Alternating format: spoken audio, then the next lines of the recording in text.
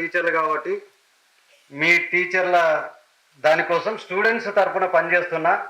మేము టీచర్లకు కూడా మద్దతుగా ఉంటాం. వాళ్ళ కష్టాలు వస్తే మాకు కూడా మేము కూడా వాళ్ళకి సపోర్ట్ చేస్తాం ఖచ్చితంగా అని చెప్పేసి విద్యార్థి సంఘం వాళ్ళు వచ్చారు. అట్లాగే యువజన సంఘం వాళ్ళు కూడా వచ్చారు. అట్లాగే వేరే సామాజిక సంఘాలు ఇట్లాంటి వాళ్ళు వచ్చారు. విద్యార్థి సంఘం నాగరాజు గారు, అట్లాగే యువజన సంఘం కోట రమేష్ గారు, స్కైలాబ్ బాబు గారు వీళ్ళు కూడా వచ్చారు. వాళ్ళందరినీ కూడా వేదిక మీదకి రావాల్సిందిగా ఆహ్వానిస్తున్నా. అదే సందర్భంలో మనకి అంటే టీచర్ డైరెక్ట్ రిలేటివ్ కాబట్టి విద్యార్థి సంఘం SFI student federation of India state secretary Nagaraju గారు మాట్లాడతారు.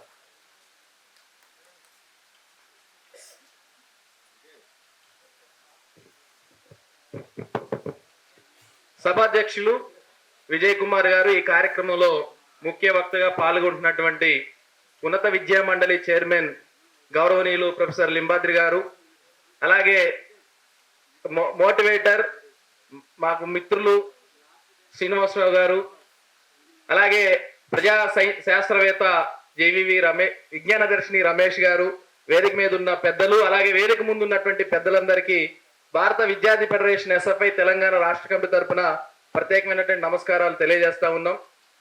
విద్యారంగం ఈరోజు అనేక అంశాలు ఇక్కడ మాట్లాడుతూ చెప్పారు. ఈ సమాజంలో ఒక గొప్ప వ్యక్తిగా ఒక విద్యార్థి తయారు కావాలి అని అంటే ఆ బాధ్యత ఖచ్చితంగా ఉపాధ్యాయులదే.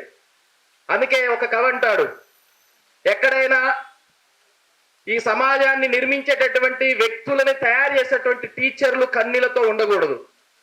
ఆ టీచర్లు కన్నీళ్లతో ఉంటే ఆ సమాజం మంచిగా ఉండదు. కాబట్టి ఈ సమాజాన్ని నిర్మించే నిర్మాతలైనటువంటి ఉపాధ్యాయులని కన్నీళ్లతో ఉంటున్న పరిస్థితి ఉంది. ఎందుకు ఈ మాట చెప్తున్నాను అంటే, మేము అనేక పాఠశాలలు చూస్తాం. ఈరోజు ప్రభుత్వ ఉపాధ్యాయులుగా ఉన్నటువంటి వాళ్ళు ఒక కోణం అయితే, ప్రైవేటు ఉపాధ్యాయులుగా ఈరోజు తెలంగాణ రాష్ట్రంలో కొన్ని లక్షల కోట్ల రూపాయల టర్న్ ఓవర్ జరుగుతుంది. 24 లక్షల కోట్ల ప్రైవేటు విద్యా వ్యాపారం తెలంగాణలో జరుగుతుంది. ఎందుకు ఈ పదం అంటున్నా, వ్యాపారం అనే పదం అంటున్నానంటే, ఒక మేనేజ్మెంట్ మంచి ఉండొచ్చు, లేదంటే బాగా చూసుకోకపోవచ్చు, అదొక సందర్భం.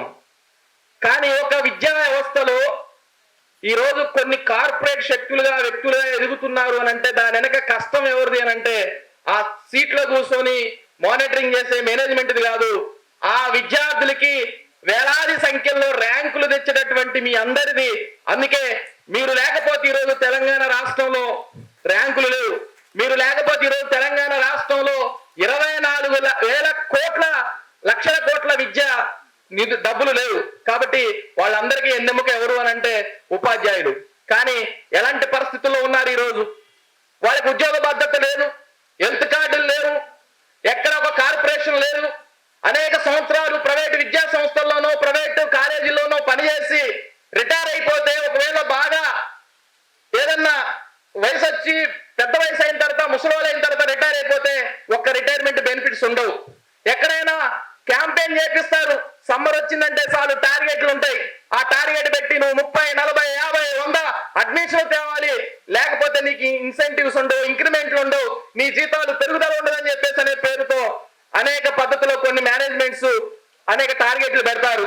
ఇవన్నీ చేసినా సరే మనకు వచ్చే జీతం ఏమన్నా పెంచుతారా అంటే అది పెంచరు. లేదు, ప్రభుత్వం నుంచి అన్న ఆదుకోవడానికి ఒక లోన్ సౌకర్యం ఉంటుందా, లేదంటే ఒక కార్పొరేషన్ పెట్టి ఏరే రూపంలో మనకేమన్నా సహకారం చేస్తారంటే అలాంటిది ఎక్కడా లేదు. అందుకే ఈ వ్యవస్థ మీద మేము కూడా అధ్యయనం చేసినాం. కొన్ని రాష్ట్రాల్లో ప్రైవేటు లెక్చరర్లకి, ప్రైవేటు టీచర్లకి ప్రభుత్వాలు భరోసాగా ఉన్నాయి. కేరళలో ఒక కార్పొరేషన్ ఉంది, తమిళనాడులో ఒక కార్పొరేషన్ ఉంది. ఆ ప్రభుత్వంలోనే వాళ్ళకి కొన్ని సహాయాలు అందిస్తా ఉన్నారు, హెల్త్ కార్డులు ఇస్తా ఉన్నారు. అట్లాంటి అవకాశాలు కూడా తెలంగాణలో ఉండాలని టీపీటీఎల్ఎఫ్ పోరాడుతుంది. అందుకే మేము కోరుకునేది ఒకటే, ఒక మంచి సమాజం నిర్మించాలంటే, మంచి సమాజం రావాలనంటే ఈ రోజు తెలంగాణ రాష్ట్రంలో పాఠశాల విద్యలో 62 లక్షల మంది చదువుతా ఉంటే, మొత్తం 30,000 పాఠశాలలో ప్రభుత్వంలో ఉంటే అందులో 32 లక్షల మంది చదువుతున్నారు. 12,000 ప్రైవేట్ పాఠశాలలు ఉంటే అందులో 32 లక్షల మంది అందులో చదువుతున్నారు. అంటే 12,000 ప్రైవేట్ పాఠశాల చదువుతున్న 32 లక్షల మంది విద్యార్థుల భవిష్యత్తుని ఈ రాష్ట్రంలో ముందుకు తీసుకుపోతున్నది ఎవరు అని అంటే ఈరోజు ప్రైవేట్ ఉపాధ్యాయులుగా ప్రైవేట్ అధ్యాపకులు ఉన్న వాళ్ళు ఉన్నారు. అందుకే వీరికి అనేక అవకాశాలు ప్రభుత్వం కల్పించాలి. అందుకోసమే ఇప్పుడు టీపీటీఎల్ఎఫ్ ఈ పని చేస్తా ఉంది.